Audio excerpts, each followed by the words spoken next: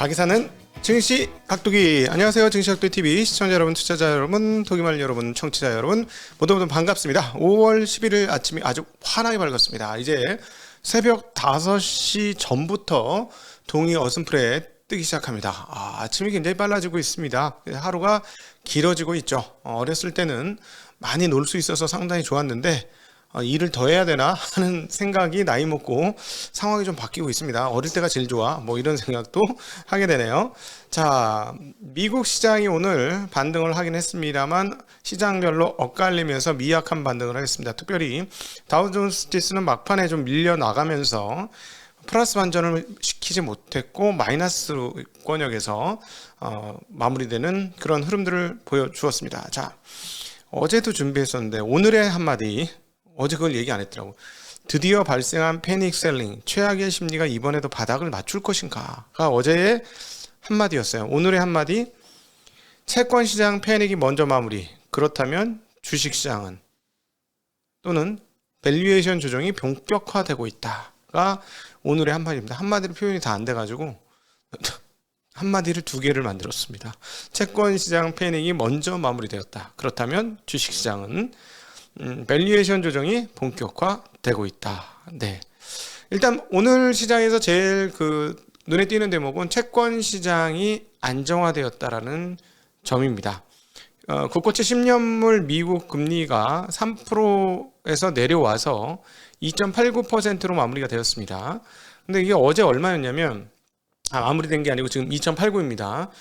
오후 3시 기준으로는 더 높았고요. 그거보다 지금 더 떨어져 있는 상황인데 전일 3년물은 3.03이었습니다. 근데 2.89면 이게 얼마 떨어진 거예요? 네, 0.1이 넘게 떨어졌었잖아요. 그죠? 0.14 정도다. 무려 14bp나 떨어졌습니다. 예, 14bp. 굉장히 많이 떨어진 거고요. 자, 30년물은 볼까요? 30년물은 2년물 보죠. 2년물은 별 차이가 없어요. 2.06, 전일 2.59. 별 차이 없습니다. 그러니까 상당히 금리차 축소됐고요. 자, 30년물은 3.12에서 3.12이고요. 어제는 3.15였습니다. 소폭 떨어졌죠. 네, 10년물 금리 변동이 상당히 크게 나타났고 5년물은 오늘은 2.908, 어제는 2.94. 예, 요것도 4bp 정도 적지 않게 떨어졌습니다. 네, 3개월은 0.90, 어제는 0.83. 예, 3개월은 이제 기준금리에 붙게 되니까요. 자, 이거를 보고 우리가 무엇을 얻어야 되느냐. 채권 시장이 급 금리하라, 급 안정, 가격 상승이 나타났잖아요. 그럼 우리는 이걸 보고 뭐를 읽어야 되나? 연준을 믿지 못하던 채권 시장이 연준의 물량 공세에 연준 의견에 단기 동의를 하기 시작했다. 라고 표현하는 게 맞을 것 같습니다. 이게 무슨 말이냐면, 그동안 채권 시장의 패닉, 우리 주식에 어제 투매가 나타나기 전에 나타났던 현상은 채권 시장의 패닉 셀링이었어요. 그게 먼저 나타났고, 이번 시장이 되게 독특하죠. 원래 주식 시장하고 채권 시장하고는 경향성이 조금 다른데, 금리가 올라가면서 보통 주식 시장은 슬슬 금리가 올라가면 나쁘지 않은데, 이번에는 금리가 올라가면서 같이 주식시장도 무너졌습니다. 즉 채권 시장이 무너지면서 주식시장도 같이 무너지는 그런 성향들을 보여주었는데, 물론 이거는 이제 양적 완화 이후에 나타난 현상이죠. 과거에는 일반적이지 않았지만 지금은 일반적이 되고 있는 그런 흐름인데, 연준을 믿지 못했기 때문에 채권 시장이 폭락을 한 것이죠. 우리 이제 박종현 박사님이 월요일날 진짜 채권 베이스에 계신 분으로서 열심히 그것들을 모습을 보여주셨는데, 뭐라고 하셨었냐면, 호미로 막을 거 가래도 못 막고 이젠 가래가 댐을 쳐야 되겠다.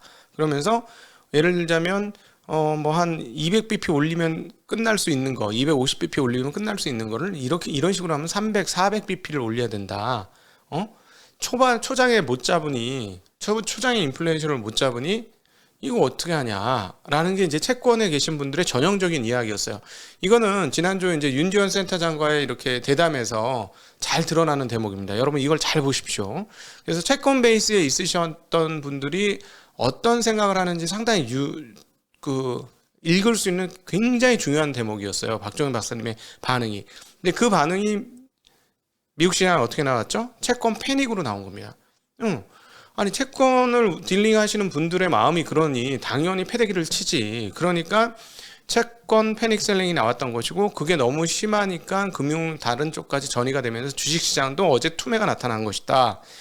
이렇게 정리하는 게 맞을 것 같습니다. 어제. 그래서 저는 이제 투매이기 때문에 심리적인 측면에 포커스를 맞춰서 여러분들한테 말씀드렸고, 심리가 이렇게까지 너덜너덜해지면 보통은 이것들이 바닥 징후에 강력한 시그널을 줬다. 과거에 보면 그런 얘기를 드렸었으니까요.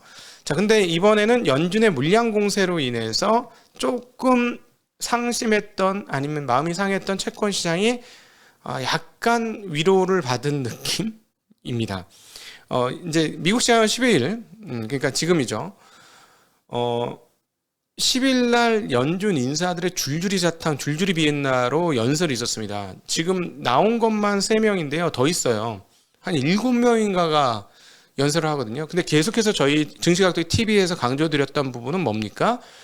과거하고 달라진 연준의 태도가 지금 한 1년 정도 넘은 것 같은데, 시장과 적극적으로 소통한다는 거예요. 적극적으로. 그러면서 시장에 다양한 자기네들이 가진 의견과 정보를 나누어 줌으로써 사전에 시장이 대응하게 하려고 하는 그런 경향성을 보였는데요. 이번에 또 그런 모습이 나타납니다. 오늘은 존 윌리엄스, 그리고 토마스 바킨, 리치먼드 연은, 로레타 메스터, 클리블랜드 연은 총재, 그 다음에 크리스토퍼 월럭 연준 이사의 발언이 이제 보도가 되면서 나와 있는데요. 자, 이거 굉장히 재밌습니다. 왜 채권 시장이 안정이 되었는지 알 수 있는 대목들이 막 섞여 있고요. 그러니까 제가 그 물량의 연준의 물량 공급이라고 하는 건 다양한 사람들이 나와서 다양한 얘기를 했다는 그 얘기고요. 자, 존 윌리엄스 뉴욕연은 총재 이야기부터 먼저 들어보죠. 경기 침체 없이 물가를 잡는 것은 소름 끼치기 어려운 일이다. 그렇지만 못할 일도 아니다 라고 얘기했습니다. 진짜 재미난 일이죠. 경기 침체 없이 물가를 잡는 건 소름 끼치기. 요 뒤에 또 중요한 얘기가 나오는데요. 우크라이나와 코로나 사태로 인해서 엄청나게 많은 불확실성과 어려움이 상존하는 상황이다. 이럴 때일수록 데이터에 철저히 기반해서 정책을 운용할 필요가 있다라고 얘기를 했습니다. 연준의 정책은 수급 상황이 가장 불균형한 내구재, 주택시장 수요를 억제시키기 위해서 작동할 것이고, 지나치게 타이트한 고용시장을 타겟팅해서도 작동할 것이다 라고 했습니다. 자, 내구재, 주택시장, 고용시장 얘기했습니다. 근원 PC의 상승률은 2022년 4.0%, 2023년 2.5%가 될 전망이다. 여전히 내년도에는 2.5%가 될 것이다. 그거는 소위 말하는 중립금리 수준에서 커버가 다 되는 인플레이션이다라는 얘기가 되겠고요. 공급망 문제는 해결될 것이다. 자, 이 부분이 조금 저는 이슈가 될 수 있는 대목인 것 같아요. 연준 정책이라는 건 수요 억제책과 더하기 공급망 문제의 해결 조합은 공격적인 금리 인상보다 바람직한 조합이다. 이거 누구 모르나? 다 알지? 네, 근데 50bp 금리 인상은 제롬 파월 연준 의장이 제시한 것이 정확히 타당하다라고 생각한다. 그러면서 6, 7월 달까지 50bp 올라야 된다라고 보고 있고요. 연준이 금리를 인상하면서 실업률이 다소 올라갈 수는 있지만 미국 경제가 연착륙을 달성할 수 있을 것이다 라고 이야기했습니다. 자, 다시 한번 연준 이번 정책과 그 다음에 6월달, 7월달 각각 50bp를 올릴 연준의 정책에 대해서 다시 한번 생각해 보죠. 이거는 어디를 타겟팅한 거다? 어디에 대한 조준 사격이다? 수요 과잉에 대한 수요가 너무 지나치게 열기를 뿜고 있는 것에 대한 저격이죠. 네. 여기서 말한 게 뭐였죠? 네, 내구재, 주택, 고용. 고용이 임금이 있을 것이고요. 여기에서 나타나고 있는 인플레이션을 저격하겠다. 금리 정책을 통해서. 근데 굉장히 어려운 건 뭐야? 공급망 적체 상황들이 굉장히 어렵다는 얘기를 했고, 너무 뻔한 얘기, 공급망이 해결되고 그 다음에 금리 인상 조합이 이루어지면 최고로 좋다. 누가 몰라? 다 알지? 예. 근데 지금 제가 계속 말씀드리고 있었던 건 뭐냐? 공급망 적체 상황에 대해서 우리 잘 모른다는 거. 그건 연준도 모르고 해결도 못하고 금리 올린다고 해결이 안 되고 그런데 수요는 금리를 올림으로써 잡아낼 수 있다라는 것이죠. 거기에 대해서 연준은 자신감을 가진 것이고요. 자, 이 정도면 충분하다. 자기네 데이터상으로는 충분하다. 수요 억제는 전 그건 맞을 것 같습니다. 수요 억제는. 그러나 공급 쪽의 문제는 여전히 문제로 남아있는 그런 상황이다라고 볼 수 있고요. 조금 이따 이것도 또 말씀을 나누도록 하죠. 자, 어떤 상황인지 이해가 되시죠? 자, 그러니까 이제 채권 시장이 좀 마음이 가라앉는 거죠. 토마스 바킨 리치먼드 연은 총재, 인플레이션을 통제하기 위해 볼커 스타일의 경기 침체를 설계할 필요는 없다. 중요한 한마디 딱 보도됐습니다. 토마스 바킨 리치먼드 연은 총재, 인플레이션을 통제하기 위해 볼커 스타일의 경기 침체를 설계할 필요는 없다. 야, 굉장히 중요한 얘기를 한 거죠. 이 뒷면에는 뭐가 있는 건가요? 자신 있다. 우리가 이 정도 금리를 올리면 그 수요는 막을 것이고 그리고 그렇다고 경기 침체는 안 온다 라는 얘기를 한 거야. 그러니까 채권 시장은 뭡니까? 연준을 못 믿었던 건 뭐냐? 그런 식으로 제대로 못 막고 이러면 경기 침체 본격적으로 올 거야. 그리고 또 경기 침체가 올 수밖에 없도록 너희들은 생각보다 금리를 엄청 많이 오를 거야 라는 게 채권 시장의 생각이었고, 그래서 패닉 세일을 했던 것이고요. 자, 로레타 메스터 클리블랜드 연은 총재, 다음 두 번의 회의에서 각각 50bp 금리 인상하는 것이 아주 타당하다. 실업률이 약간 상승하고 다른 분기에 마이너스 성장이나 경기 둔화가 나타날 수 있지만 인플레이션을 낮추려면 그렇게 해야 한다. 예? 그러니까 지금 금리 올리는 그 스텝으로 가면 그렇다는 얘기가 되겠죠. 하지만 연준의 금리 인상이 경기를 지속적인 침체로 몰아넣지는 않을 것이다. 예, 얘기했습니다. 그리고 크리스토퍼 월러 연준 이사는 경제가 감당할 수 있는 지금이 금리를 인상할 때, 그리고 80년대와 지금의 인플레이션이 달라서 그때처럼 급격한 경기 침체를 유발하지 않을 것. 우리는 이미 금리 인상을 하고 있고 물러서지 않을 것이다 라고 얘기했는데요. 거의 다 똑같습니다. 지금 연준 인사들의 말이. 근데 굉장히 채권 시장 입장에서 중요한 표현이 하나 나왔어요. 똑같은 표현인데요. 크리스토퍼 월러 연준 이사는 1980년대와 지금의 인플레이션이 다르기 때문에 그때처럼 급격한 경기 침체를 유발하지 않을 것이다 라고 했고, 토마스 바킨이 했던 그 얘기가 동일한 얘기예요.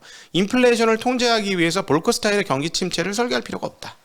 볼커는 어떤 거를 했죠? 하도 인플레이션이 심하고 70년대 내내, 그 다음에 이제 통화 가치도 떨어지고, 야 이러다 기축도 작살나는 거 아니야 등등등 하면서 너무 인플레이션이 심하니까 기준금리를 20% 수준까지 올렸죠. 20% 수준까지 올렸습니다. 20% 금리를 감당할 수 있는 회사들이 얼마나 될까요? 일반 소기업, 자영업자 다 싹쓸이 당한 거지. 싹쓸이 당하고 다 죽었지. 아마 농민들도 대출 받아 쓴 농민은 다 죽었을 것이고, 그거 곡물 팔아가지고 20%씩 마진이 남겠습니까? 그런데 20%면 대출금리는 더 올라갔다는 얘기고, 기준금리가 20%면, 그럼 막 25% 이럴 거 아닙니까? 야, 이거 다 뒤졌죠. 그래서 어떻게 됐습니까? 경기가 침체가 됐죠. 그래서 볼커는 경호원을 데리고 다녔다고 하죠. 생명의 위협을 느껴가지고. 네. 너 죽었어. 이런 사람들도 많고. 근데 지금 바로 무슨 얘기를 했습니까? 볼커식의 경기 침체까지는 필요 없다. 그리고 지금은 1980년대의 인플레이션하고는 근본적으로 다르다. 그래서 그런 식의 그 옛날에 볼커에 대해서 어떻게 생각하냐 상원에서 질문을 받았잖아요. 파월이. 그러니까 존경한다 뭐라고 했었잖아요. 근데 연준 인사들의 지금 이야기는 이거죠. 우리가 데이터를 분석해 보건데 지금의 인플레이션은 1980년대 인플레이션과는 전혀 다르기 때문에 그렇게까지 할 필요가 없다라는 얘기를 했습니다. 자, 그러니까 채권 시장이 안심을 하게 된 것이고, 채권 시장이 그러면서 금리가 내려가면서 가격이 오른 것이다. 예, 이런 것이고요. 자, 오늘 전미 자영업자의 4월 소기업 낙관 지수가 나왔는데 93.2로 전월과 동일하게 나왔는데요. 48년 평균치가 98이랍니다. 그래서 4개월 연속으로 떨어졌고 2020년 4월 이후에 낮은 수준을 지금 유지하고 있다라고 이야기가 나오고 있고요. 기업들 주가가 정말 변동성이 극심합니다. 펠로톤이 안 그래도 많이 빠졌는데 실적이 예상보다 안 나오면서 8%이 정도면 폭락이고요. AMC 엔터테인먼트 극장 체인 여기도 나쁘지 않은 실적이었는데도 5% 하락. 그 다음에 대출 플랫폼 업스타트라는 회사는 실적이 악화되면서 무려 56% 폭락. 와, 하루에. 노바백스도 장중에 한 10% 빠지다가 겨우 강보합으로 마감. 또 더 재밌는 거 어제 우리 오후장에서도 말씀드렸습니다만 테라코인이 폭락세를 연속으로 이어지고 있습니다. 근데 어제 오후 그 한국 마감에서 말씀드렸습니다만 전일 스테이블 USD의 페그 흐름이 깨지면서 폭락을 했었는데요. 이 테라코인이 추가로 더 하락하면서 계속 50%씩 빠지고 있네요. 그래서 한 주 전에 가격이 88이었는데요. 지금 얼마냐? 17.6달러. 88에서 17.6달러. 네. 지금 이렇습니다. 한 주 전만 말씀드린 거예요. 자, 그래서 여기서 우리가 교훈을 얻어야 될 게 있습니다. 가격을 주고받는 거래에서 나타나는 문제고요. 거꾸로 이렇게 급등을 할 수도 있죠. 가격을 주고받는 자리에서는요. 그래서 근데 문제는 여기서 지적하고 싶은 문제는 일반인들이 이 시장에서 이기기 어려운 게 떨어지면 관심이 가나요? 또 아직 이렇게 폭락하면 혹시 많이 올랐던 게 폭락하면 관심을 갖는데 잘 모르던 거는 관심이 없어요. 언제 관심이 갑니까? 많이 올랐을 때 관심이 가죠. 그건 인지상정입니다. 그러니까 이렇게 줄다리기처럼 어떤 본질가치 분석이라든가 이런 것 없이 그냥 줄다리기처럼 오르냐 내리냐 그냥 주고받고 거래를 주고받고 오르나 내리라로만 결정되는 이런 것들은 가격이 떨어질 때 이렇게 속절없이 떨어질 수 있어요. 속절없이 뭔가 기초자산에 대한 근거가 있어요.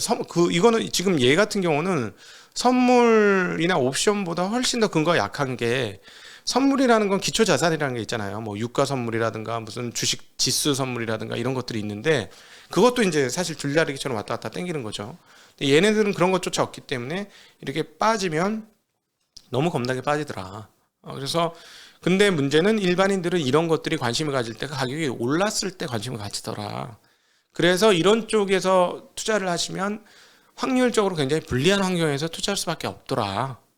라는 거를 말씀드리고 싶습니다. 그래서 그런 것들을 꼭 인지하셔야 되고요. 그래서 기업 투자하고 다른 게 뭐냐면은 기업 투자는 실적을 분석하지 않습니까? 실적을 분석해서 실적이 굉장히 좋은데 주가가 매우 낮아. 그러면 이 실적을 근거로 투자를 하면 이 실적이 일종의 버팀목이 되어주는 거거든요. 그래서 기업 투자가 따지고 보면 훨씬 더 안전판이 많아요. 그래서 안전마진을 확보하고 가면 좋아요. 단 남들이 가니까 가면 그거 똑같습니다. 남들이 가는데 가면 줄다리기 하는 거와 똑같아요. 그러니까 기업 분석을 해서 실적이 좋은데 주가가 낮아. 이거는 주가가 거기서 내가 샀는 데서 떨어지더라도 이 실적이 버텨줄 거니까 어느 정도 방패막이가 있다는 거죠. 그래서 여러분은 방패막이가 있는 쪽에서 투자를 하시는 게 훨씬 더 좋다라는 말씀 드리고 싶고요. 달러지수 103.31 나왔습니다. 그리고 엔화는 130.31, 위안 6.74, 유로는 1.053입니다. 원화는 그 1277원인데요. 지금 원에는 9.8, 100엔당 980원, 유로원은 1344원, 1344.88을 기록 중에 있습니다. 자, 유가가 드디어 100달러 아래로 떨어졌습니다. WTI 기준 99.39달러. 천연가스는 조금 다시 올라서 7.3인데요. 농산물 가격은 소폭 상승을 했습니다. 소맥 0.23%, 옥수수 0.47%, 대두 0.54% 상승했고요. 비철금속 가격은 혼조세입니다. 니켈은 0.51% 올랐습니다만 아연은 1.08 하락, 알루미늄 0.12 상승, 팔라듐 0.12 상승입니다. 유가가 하락한 이유는 일단 계속해서 셧다운이 유지되고 있습니다. 중국에 셧다운이 유지되고 있고 오히려 조금 펼쳐지고 있다는 보도가 나오고 있고요. 그래서 중국의 수요 감소 우려가 있고, 또 하나는 러시아산 석유 수입을 금지하기로 한 유럽연합의 6차 대러시아 제재안이 서로 간에 의견이 맞지 않습니다. 뭐 헝가리나 이런 국가들은 아니나 우린 그냥 써야 된다 뭐 등등등 해가지고 러시아 제재가 이루어지지 않고 있어요.